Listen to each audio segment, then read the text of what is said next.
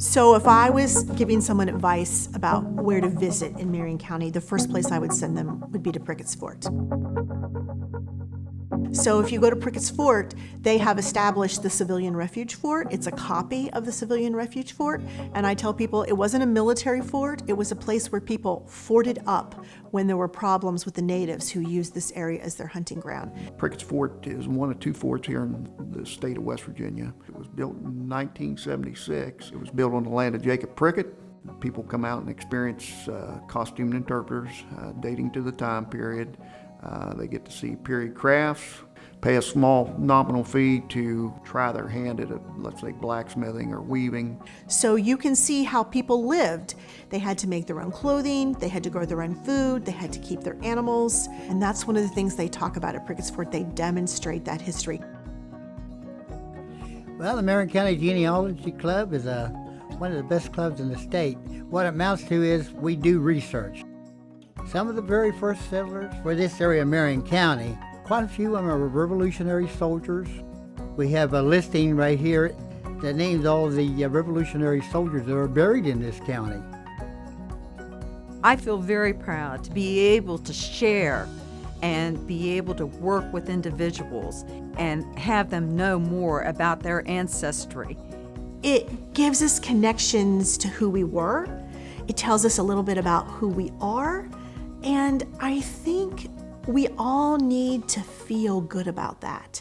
And our ancestors, the people, the Europeans who came here, the Africans who came here, the natives who lived here, they worked hard. And I think that work ethic that has come down the generations is so important. Everybody should understand the role that Marion County played in the birth of West Virginia and during the Civil War. This is the beginning of where West Virginia was formed. Pierpont brought about seceding from the state of Virginia to form a new state of West Virginia because Virginia had seceded from the North and was with the South, and he was definitely a loyalist to the North, as many of the other businessmen were.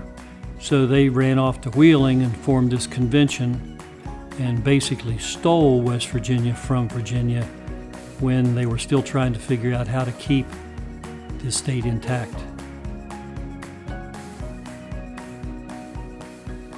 Marion County has been built, in my opinion, largely around the coal industry, pretty much the identity of the region for many, many years.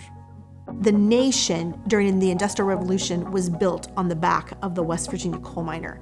And at any given moment, a significant portion of that coal was coming from the 15 mines that at any given moment were working in Marion County, anywhere from 1912 until about 1974. The railroads and the coal mines were intrinsically connected. The coal mines would, of course, the miners would mine the coal.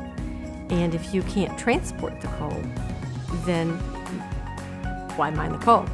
So the railroads transported the coal from the mines, actually all over the United States.